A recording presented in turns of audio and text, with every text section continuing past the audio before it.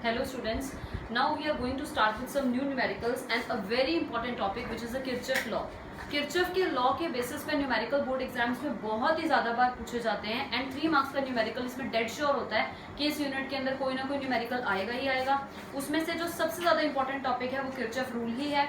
Sales के numericals भी कई ज्यादा इंपॉर्टेंट है, काफी बार रिपीटेड है और आज हम सबसे पहले करेंगे सेल्स के बेसिस पे एक न्यूमेरिकल, सिंपल सा न्यूमेरिकल है ताकि आपको अंडरस्टैंडिंग हो जाए कि किस तरीके का न्यूमेरिकल आपको पूछा जा सकता है। अब क्वेश्चन ये है, I am not writing here the question, मैं सिर्फ आपको समझा रही हूँ, तो जो मैं वर्बली बोलूंगी आप उसको लिख सकते हैं वीडियोस को पॉज कर करके। अब आपके पास 2 सेल्स हैं। क्वेश्चन आपका ये है कि आपके पास 2 सेल्स हैं जिनकी ईएमएफ की वैल्यूज और इंटरनल रेजिस्टेंसेस की values are given in the question.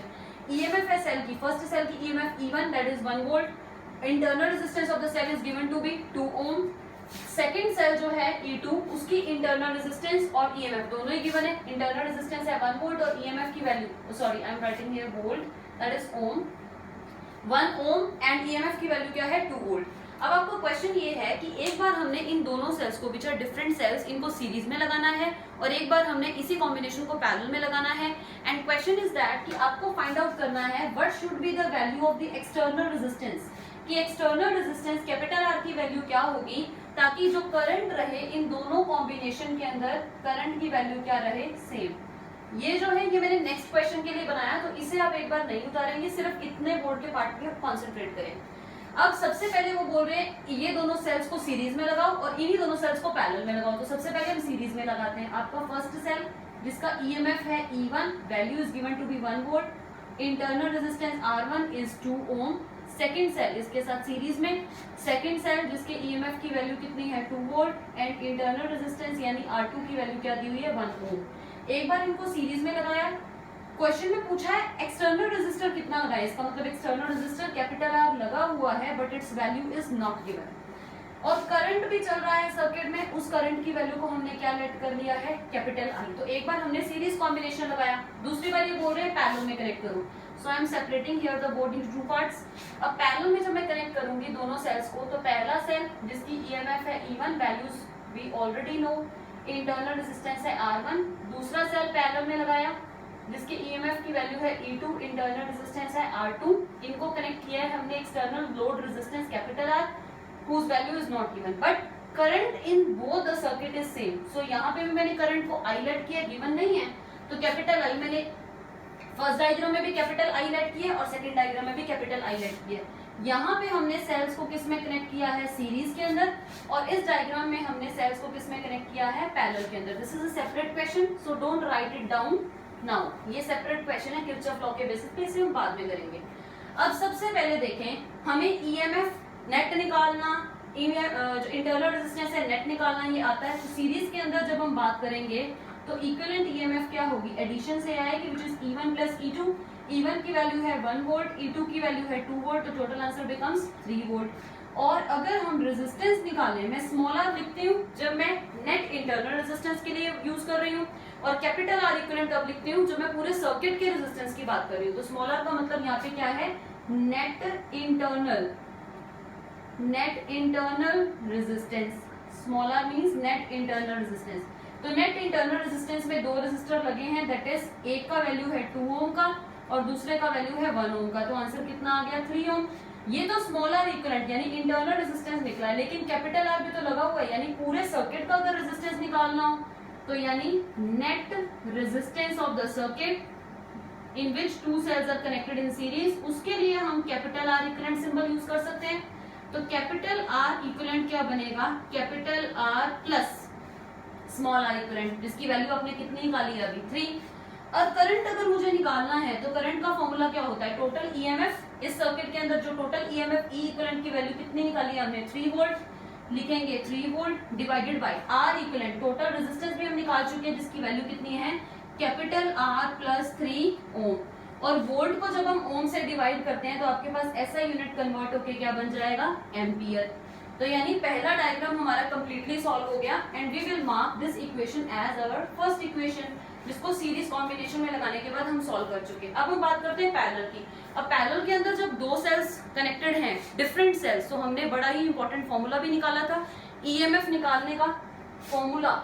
जब पैरेलल में 2 डिफरेंट सेल्स कनेक्टेड हैं तो E इक्विवेलेंट उसका फॉर्मूला क्या था, that is E1 R2 plus E2 R1 divided by R1 plus R2। पिछली वीडियो में मैंने इस फॉर्मूले के बारे में बताया भी था और मैंने आपको ये भी बताया था कि जब दो से ज्यादा सेल्स कनेक्टेड है तो ये फॉर्मूला नहीं यूज करेंगे, तब हम फॉर्मूला यूज करेंगे E1 upon R1 plus E2 upon R2 up till so on En upon Rn वाला फॉर्मूला। अभी दो सेल्स की बात हो रही है तो हम सिंपल फॉर्मूला पे जाएंगे। अब देखें E इक्विवेलेंट निकालें, E1 की value is given to be 1 volt. यहाँ पे मैंने वैल्यूज लिखी नहीं है बट हमें क्वेश्चन में गिवन है, तो E1 की वैल्यू मैंने लिखी 1 और R2 की वैल्यू ये पड़ी that is again 1 plus E2 की वैल्यू क्या है 2 तो लिखा 2 और R1 की वैल्यू कितनी है again 2 divided by R1 plus R1 है 2 और R2 की वैल्यू है 1 यानी कि 2 प्लस 1, तो ये बन गया 2 इंटू 2 4 प्लस 1 बिकम्स 5, तो 5/3 और ऐसा यूनिट क्या है वोल्ट, क्योंकि ईएमएफ है तो वोल्टेज इसका ऐसा यूनिट चलेगा। यहाँ तक हो गया। अब आर इक्विवेलेंट निकालना है पैरेलल के अंदर और वो भी इंटरनल रेजिस्टेंस की बात कर रहे हैं, तो 1 अपॉन स्मॉल आर इक्विवेलेंट लिखने का मतलब क्या है internal resistance of both the cells which are connected in parallel. उसका आंसर क्या होगा 1 upon R1 plus 1 upon R2 यानी 1 अपॉन R1 की value this is 2 plus R2 की value this given to us that is 1, taking out the LCM so we will get 2, 1 plus 2 it becomes 3/2, so 3/2 is the answer of 1 upon R equivalent, but we want the value of R equivalent so it becomes 2/3 ohm.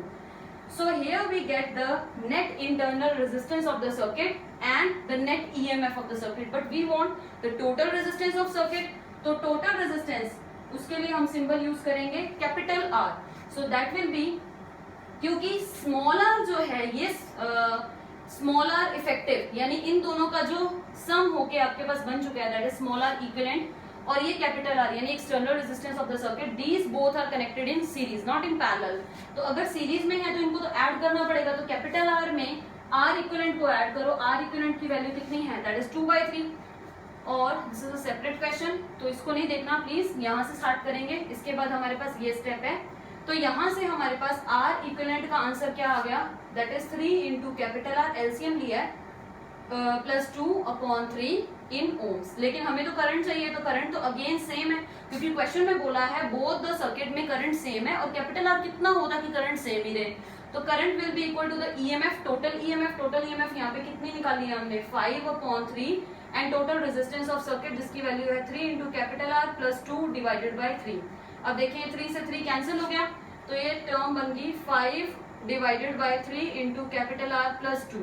अब देखो first equation हमने निकाली है current की series combination को use करके और second equation भी हमने करंट की ही निकाली है वो भी पैरेलल कॉम्बिनेशन को यूज करके, तो इन दोनों इक्वेशंस में करंट सेम ही है क्योंकि दोनों की तरफ अगर हम देखें तो लेफ्ट हैंड साइड में सेम ही सिंबल है that is I and question में गिवन है कि करंट इज सेम, सो हमने कंपेयर कर देना है दोनों इक्वेशंस को, तो जस्ट कंपेयरिंग 1, 2, तो फर्स्ट इक्वेशन को एक तरफ लिखेंगे 3 upon capital R plus 3 is equal to 5 upon 3r plus 2, cross multiply तो ये बन जाएगा 9r plus 6 is equal to 5r plus 15, एक तरफ r वाले टर्म्स कर दो 9r minus 5r is equal to 15 minus 6, तो यहाँ पे अगर हम माइनस करें तो ये बन जाएगा 4r और इन दोनों को सब्सट्रैक्ट करेंगे 9, तो r की वैल्यू क्या बन गई 9/4।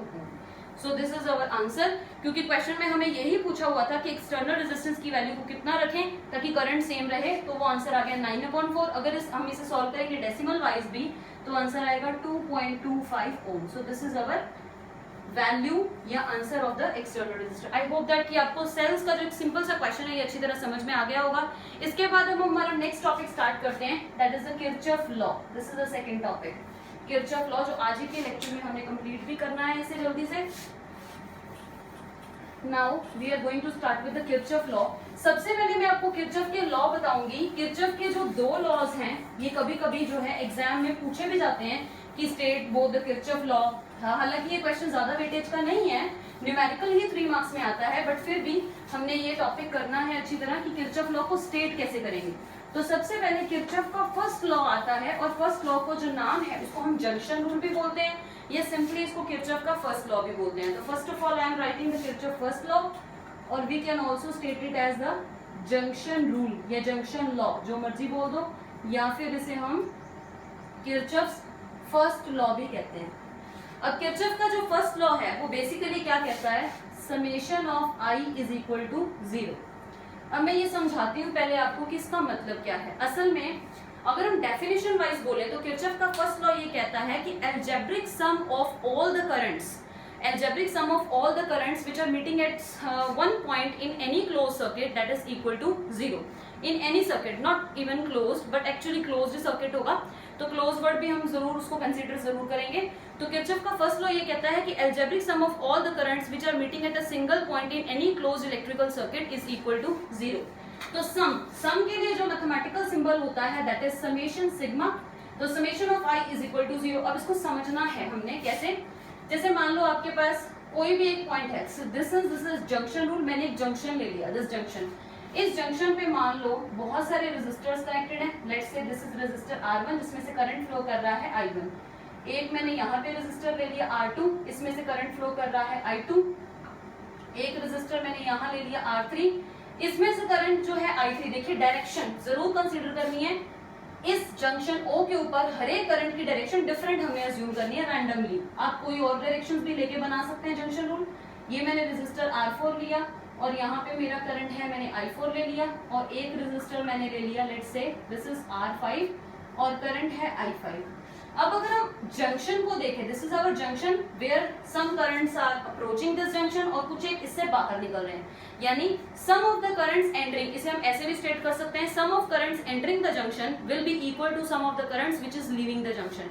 अब इस जंक्शन यानी O पॉइंट के ऊपर करंट एंटर कौन कौन से कर रहे हैं, देखिए ध्यान से, I1 is entering the junction, I2 is entering the junction, I3 is leaving the junction, I4 is also leaving the junction but I5 is entering the junction। So junction rule क्या है, sum of currents entering the junction। अब enter कौन कौन सा कर रहा है, I1 enter कर रहा है, I2 enter कर रहा है और एक I5 enter कर रहा है, यानी sum of current entering the junction I1 plus I2 plus I5 is equal to sum of current entering the junction is equal to sum of current leaving the junction। और leave कौन कौन से कर रहे हैं, I3 भी कर रहा है और एक I4 भी लीव कर रहा है। So this will be equal to I3 plus I4। अगर हम इन टर्म्स को भी इसी तरफ लेके आए तो ऐसे लिखा जाएगा I1 plus I2 minus I3 minus I4 plus I5 is equal to 0। अगर आप ध्यान से देखें तो जो भी करंट जंक्शन में एंटर हो रहे थे, यानी I1 एंटर हो रहा था, I2 एंटर हो रहा था और एक I5, इनको हमने प्लस में लिया है। और जो जंक्शन को लीव कर रहे थे यानी कि I3 एंड I4 ये लीव करने वाले हैं, तो इनका जो हमने साइन लेना है वो क्या लेना है, नेगेटिव। तभी हम लिखते हैं summation of I is equal to 0, but उसमें एक साइन कन्वेंशन है कि जो भी करंट एंटर कर रहे होंगे उनको आपने पॉजिटिव लेना है और जो भी करंट लीव कर रहे होंगे उनको आप नेगेटिव लेंगे। या फिर इजी मेथड यही है कि आप इसी स्टेटमेंट को यूज कर लो कि एंटरिंग का sum of all the currents entering the junction is equal to sum of all the currents leaving the junction. ये वाला जो किरचॉफ का लॉ होता है यानी जंक्शन रूल जिसे हम कहते हैं, ये बहुत सारे न्यूमेरिकल्स में एप्लीकेबल होता भी है, यूज भी होता है, जहां पे हमें थर्ड इक्वेशन चाहिए होती है। न्यूमेरिकल करेंगे आपको क्लियर होगा। जो मैंने ये न्यूमेरिकल कराना है इसमें भी जंक्शन रूल यूज हो रहा है, वो हम इस न्यूमेरिकल में देखेंगे। अब एक बात और सुन लीजिए कि जो जंक्शन रूल होता है it is basically based upon the conservation of the charge conservation के ऊपर ही बेस्ड है ये वाला टॉपिक या ये वाला रूल। अब कैसे, अब हम करंट को ऐसे भी तो डिफाइन करते हैं, current I is equal to Q by T. अगर हम टाइम को इधर लेके जाएं तो ऐसे लिखेंगे I into T is equal to Q. अब इसी इक्वेशन को अगर हम यहाँ ये वाली ले लेते हैं, चलो इसी इक्वेशन को अगर हम टाइम से प्रोडक्ट कर दे तो क्या बनेगा, इस इक्वेशन को लिखेंगे I1 into T plus I2 into T plus I5 into T is equal to I3 into T plus I4 into T. बन गया, टाइम से मैंने प्रोडक्ट किया सेम फैक्टर से। I1 इंटू टी क्या बनेगा, charge Q1, I2 into T क्या बनेगा, चार्ज Q2, ये क्या बनेगा, charge Q5 is equal to ये चार्ज Q3 और ये चार्ज Q4। यानी यहाँ से हम ध्यान से देख सकते हैं कि चार्ज कंजर्वेशन है कि जो भी चार्जेस एंटर कर रहे हैं जंक्शन के अंदर that will be equal to sum of the charges which is leaving the junction. So charge conservation तो वन ऑफ द ऐसे कह सकते हैं कि one of the physical phenomena है जो हर रिएक्शन या हर तरह के सर्किट को फॉलो करना ही पड़ता है, ओबे करना ही पड़ता है। सो यानी जो जंक्शन रूल है एक्चुअली वो चार्ज कंजर्वेशन के कॉन्सेप्ट से ही निकला है। सो सेकंड लॉ, अब ये तो फर्स्ट लॉ आई थिंक आपको सबको क्लियर हो गया होगा। अब हम सेकंड लॉ की बात करते हैं। Second law is also very very important. State करना वैसे फर्स्ट लॉ ही आता है ज्यादातर, और सेकंड लॉ जो है वो न्यूमेरिकल्स में हमने अप्लाई ही करना होता है। अब सेकंड लॉ के बारे में देखते हैं। जंक्शन रूल को फर्स्ट लॉ को कहेंगे और सेकंड लॉ का कोई अनदर नेम नहीं है, इसे सिंपली किरचॉफ सेकंड लॉ भी कह देते हैं and another name is loop law, इसे लूप लॉ कहते हैं, किरचॉफ्स लूप लॉ। किसी भी क्लोज लूप के ऊपर एप्लीकेबल होगा और फर्स्ट लॉ जो है वो किसी जंक्शन के ऊपर एप्लीकेबल होगा। तो किरचॉफ्स सेकंड लॉ या फिर इसका जो दूसरा नाम है ना सिनोनियम लूप लॉ, इसे लूप लॉ भी कहेंगे। अब इसे स्टेट आपने कैसे करना है, सबसे पहले इसे मैथमेटिकली मैं राइट डाउन कर रही हूँ, that is summation of E plus summation of delta V is equal to 0। इसको आपने ध्यान से समझना है। डिफरेंट बुक्स में इसके साइन कन्वेंशंस डिफरेंट होते हैं, लेकिन मैं दिनेश की बुक को ज्यादा प्रेफर करती हूँ, सो मैंने दिनेश के ही साइन कन्वेंशंस को इसमें यूज किया हुआ है और आप वही यूज करें तो बेटर है। अदरवाइज अगर आप दो बुक्स के साइन कन्वेंशंस मिक्स करके चलेंगे तो आप हमेशा ही क्वेश्चन को गलत कर देंगे। तो एक ही साइन कन्वेंशन पे स्टिक करिए, जो मैं समझा रही हूँ चाहे वो या जो भी बुक आप फॉलो कर रहे हैं, अगर उसमें कोई और डिफरेंट साइन कन्वेंशन लिखा है तो उसे फॉलो करिए, but this is easy one जो मैं आपको करवाने लगी हूँ। अब साइन कन्वेंशन, सबसे पहले इसकी स्टेटमेंट आप राइट डाउन कर लीजिए, algebraic sum of all the voltages, यानी algebraic sum of all the voltages that is the potential differences across all the elements and EMF of all the sources in any closed electrical circuit is equal to 0। ये law हमें ये बताता है कि algebraic sum of all the EMFs, algebraic sum of EMF का मतलब delta E and algebraic sum of potential differences यानी delta V सबका सम। तो algebraic sum of all the EMFs and algebraic sum of all the voltages across any electrical circuit that is equal to actually 0। अब ये चीज को आप delta we को देखें, आप डेल्टा वी को ऐसे भी लिख सकते हैं क्योंकि V potential difference is also written as current multiplied by resistance, तो इसको हम ऐसे भी लिख सकते हैं delta I multiplied with R, या सिंपली इसको आई आर ही हम यूज हम इसको आई आर फॉर्म में करेंगे। लिखने का मेथड सिर्फ ये है। अब इसके साइन कन्वेंशन सीखने हैं। साइन कन्वेंशन देखिए, अब मैंने सबसे पहले किसी सर्किट के अंदर एक रेजिस्टेंस बनाया। अभी मैं क्लोज सर्किट नहीं बना रही हूँ, बट एक्चुअली ये क्लोज सर्किट के ऊपर ही एप्लीकेबल है। सिर्फ समझाने के लिए हम लोग ये इतनी सी डायग्राम का एक पार्ट बना रहे हैं। अब आपके पास एक पॉइंट है ये ए, एक पॉइंट है B, this is your let's say resistance R. इस सर्किट में करंट फ्लो कर रहा है आई, ठीक है।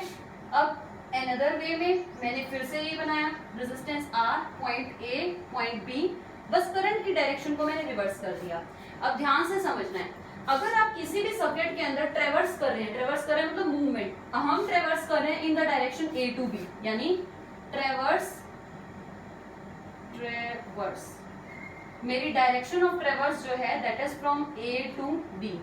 अगर मैं ए टू बी मूव कर रही हूँ, जिस डायरेक्शन में भी मैं लूप में चल रही हूँ, अगर मेरा करंट उसी डायरेक्शन में चल रहा है तो हमने इसको क्या लिखना है, वोल्टेज, यानी ए और बी के बीच में जो पोटेंशियल डिफरेंस होगा उस पोटेंशियल डिफरेंस को डेल्टा वी कहते हैं। तो डेल्टा वी को हम कैसे लिखेंगे, अगर हम जिस डायरेक्शन में चल रहे हैं उसी डायरेक्शन में सर्किट में करंट है तो that is taken to be negative, तो इसको लिखेंगे माइनस आई इंटू आर। ध्यान से इसको समझना है, 2-3 बार रिपीट करके देख लेना। न्यूमेरिकल में मैं लूप लॉ भी लगाऊंगी, आपको समझ में भी आ जाएगा।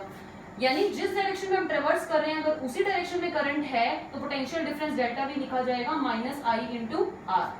अब इस डायग्राम में देखिए, मेरे ट्रेवर्स तो ए टू बी कर रही हूँ लेकिन करंट ऑपोजिट है, तो अगर हम जिस डायरेक्शन में ट्रेवर्स कर रहे हैं उससे ऑपोजिट डायरेक्शन में करंट चल रहा हो तो फिर हम क्या लिखेंगे, delta V is equal to plus I into R. ये तो पहला है साइन कन्वेंशन जो आपको डेल्टा वी के बारे में बताता है।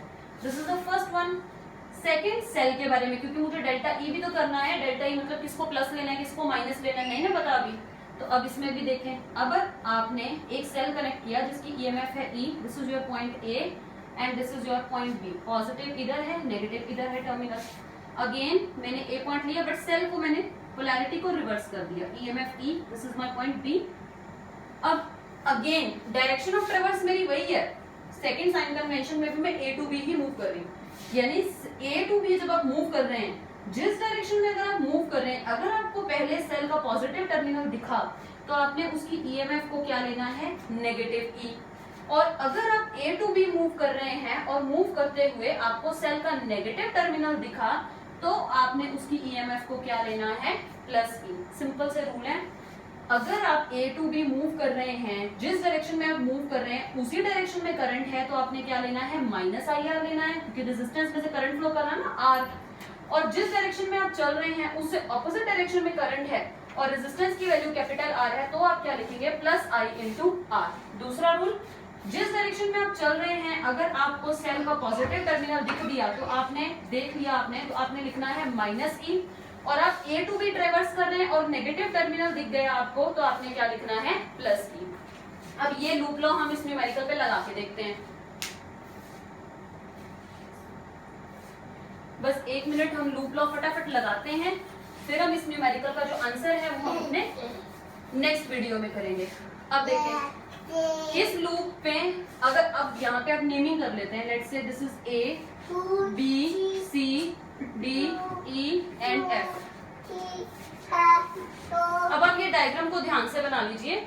अब देखें सबसे पहले हमने लूप लॉ लगाना है, हमने ये भी आपकी मर्जी है कि आप एंटी क्लॉकवाइज ट्रेवर्स कर लो चाहे क्लॉकवाइज ट्रेवर्स कर लो। मुझे आदत है मैं एंटी क्लॉकवाइज ही ट्रेवर्स करती हूँ। तो एंटी क्लॉकवाइज सबसे पहले मैंने लूप लिया, सबसे पहला लूप लॉ लगाते हैं, इक्वेशन सीखनी है बनानी। सबसे पहले इस डायग्राम में मैंने लूप लिया, that is AFCBA, this is a close loop. AFCBA anti clockwise, arrow भी बना दिया मैंने, ये एक लूप मैंने। अब लूप लॉ लगाते हैं, A से शुरू कर रहे हैं ना, अब A से चलना शुरू करो। A से F पे आए, कोई रेजिस्टेंस नहीं है, कोई सेल नहीं है, कुछ नहीं लिखना। F से चलते हैं, अब F से चलते चलते आपको देखो क्या दिख गया, सेल का पॉजिटिव टर्मिनल दिख गया ना।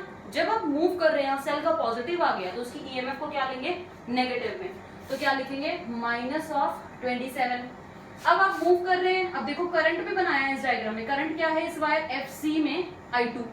जैसे जैसे आप मूव कर रहे हैं, जिस डायरेक्शन में आप ट्रेवर्स कर रहे हैं F to C में, उसी डायरेक्शन में करंट चल रहा है अक्रॉस द रेजिस्टर 6 ओम। इसका मतलब जिस डायरेक्शन में ट्रेवर्स करे उसी डायरेक्शन में करंट हो तो क्या लेना है नेगेटिव, तो क्या लिखेंगे -6 टाइम्स ऑफ, क्योंकि delta V means current multiplied by resistance, -6 times of I2।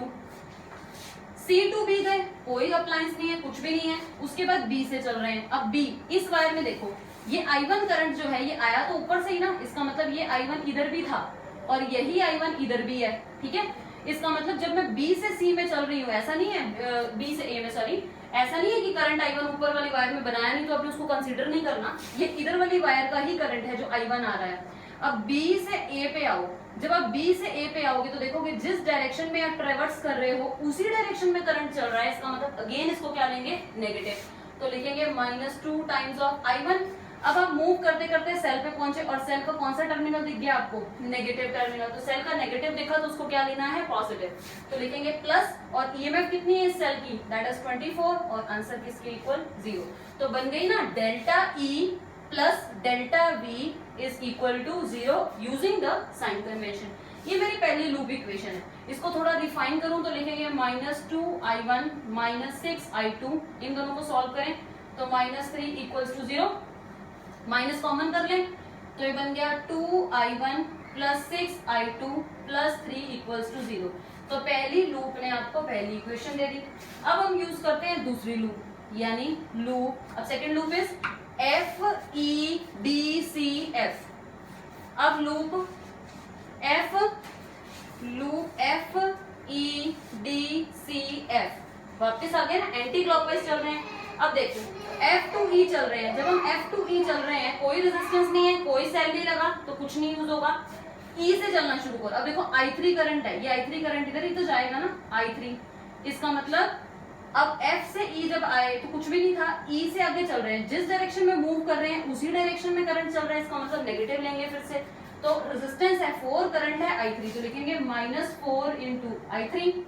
B से C में कुछ भी नहीं है, उसके बाद आगे चले, अब देखो इस वायर में करंट I2 है, अब ध्यान दे करंट I2 की डायरेक्शन ये वाली दी हुई है, यानी इस वायर में जो आपके पास ये पॉइंट है F और यहाँ पे पॉइंट है C, यहाँ आपका सेल है और रेजिस्टेंस है 6 ओम और करंट की डायरेक्शन ये दी है I2। चल आप रहे हो C से F की तरफ यानी ऐसे, लेकिन करंट है ऑपोजिट साइड में, इसका मतलब जिस डायरेक्शन में ट्रेवर्स कर रहे हैं उससे ऑपोजिट डायरेक्शन में अगर करंट हो तो उस करंट को हमने क्या लेना होता है पॉजिटिव। तो हम इसको क्या लिखेंगे 6 मल्टीप्लाइड विद I2, वो भी प्लस साइन में, तो लिखेंगे +6 मल्टीप्लाइड विद I2। उसके बाद सेल आ गया और सेल का कौन सा टर्मिनल दिख रहा है माइनस वाला, और सेल की वोल्टेज की वैल्यू दी हुई है 27, तो अगर माइनस टर्मिनल दिखा तो क्या लेना है प्लस का साइन, तो +27 इज इक्वल टू 0, क्योंकि और कुछ तो लगा ही नहीं हुआ, 2 रेजिस्टर थे, 2 रेजिस्टर के कॉरस्पॉन्डिंग 2 बार यानी 2 टाइम्स डेल्टा V मिल गया, और एक सेल लगा है इस सर्किट के अंदर तो एक सेल आ गया। अब इसको थोड़ा सा रिफाइन करें, इसको इधर लेके आए तो 6I2 -4i3 + 27 = 0। तो ये जो इक्वेशन है ये आपकी बन गई सेकंड इक्वेशन। अब देखो आप, दो इक्वेशन है, दो वेरिएबल है, I1 I2 और I2 I3, सॉरी 3 वेरिएबल है, I1 I2 दो वेरिएबल तो ये, और तीसरा वेरिएबल क्या है I3। जब आपके पास मैथमेटिक्स में 3 इक्वेशंस होती हैं और 3 वेरिएबल्स होते हैं तो आपको कम से कम कितनी इक्वेशंस चाहिए? 3 इक्वेशंस। तो लूप तो मेरे पास दो ही हैं, 1 और 2। अगर मैं ये बड़ा लूप ही ले लूं, A F E D C B A, कोई फायदा नहीं होने वाला, क्योंकि जो बड़ा लूप है वो कुछ डिफरेंट तो है नहीं, वो तो इन दोनों इक्वेशंस का यानी इन दोनों लूप का मर्ज ही है। इसका मतलब 2 से ज्यादा लूप यहाँ पे बन ही नहीं रहे। तो तीसरा लूप जब आपके पास नहीं हो तो तीसरा क्या लगता है? Junction loop. अब आप ध्यान से देखिए, ये पॉइंट F, ये एक ऐसा जंक्शन है जिसमें तीनों करंट आ रहे हैं। I1 एंटर हो रहा है, I3 लीव हो रहा है और I2 भी क्या कर रहा है? लीव कर रहा है। तो यानी F पॉइंट पे हम जंक्शन रूल लगा सकते हैं तीसरी इक्वेशन को फाइंड आउट करने के लिए। तो लिखेंगे junction rule at point F। अब इस F पॉइंट के ऊपर जंक्शन रूल लगाएं तो करंट एंटरिंग द जंक्शन क्या है? I1, बस लास्ट स्टेप ही है, और करंट लीविंग द जंक्शन क्या है? That is I2 + I3। तो current entering the junction, enter तो एक ही कर रहा है, और लीविंग द जंक्शन 2 का सम, तो entering the junction is equal to sum of currents leaving the junction, यानी इक्वेशन 3। 3 इक्वेशन और 3 वेरिएबल। अब मैथमेटिकली आप इसको आराम से सॉल्व कर सकते हैं। तो नेक्स्ट वीडियो में मैं इसके आंसर्स आपको बताऊंगी और एक बहुत ही इंपॉर्टेंट क्वेश्चन स्केलेटन के ऊपर करवाऊंगी। तो इतना आप जरूर ध्यान से देखेंगे और किरचॉफ लॉ अच्छी तरह से पढ़ लेंगे। Thank you so much.